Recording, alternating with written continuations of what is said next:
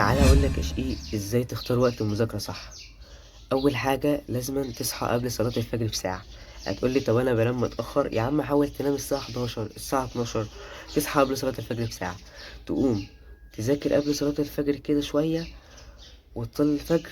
تعمل لي الصبح بدري بروح الجيم طبعا هتسالني طب احنا ليه ما بنذاكرش الصبح؟ اقول لك احنا ليه ما بنذاكرش الصبح. اول حاجه بتلاقي اخواتك ماشيين في الطريق، يعني ماشيين في البيت بيدوروا بيزعقوا وبيعملوا كل حاجه. تاني حاجه بتلاقي الشارع كله زيطه وكله خناقات. واقف. ده انت تمسك الشيشه بقى. عشان كده انا بنصحك ان انت تذاكر قبل صلاة الفجر، وكمان الوقت ده فيه بركة.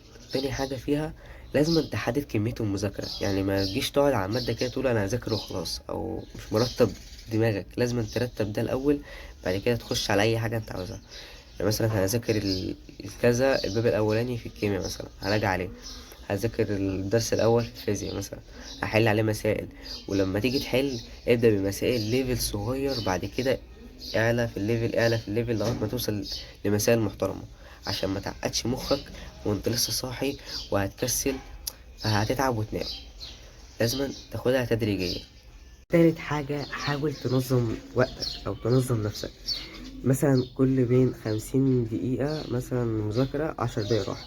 هتاخد ساعتين مذاكرة يا عم قلبك جايبك وخلاص، خد يا عم ربع ساعة أو نص ساعة راحة. بس كده يا شقيق، سلام.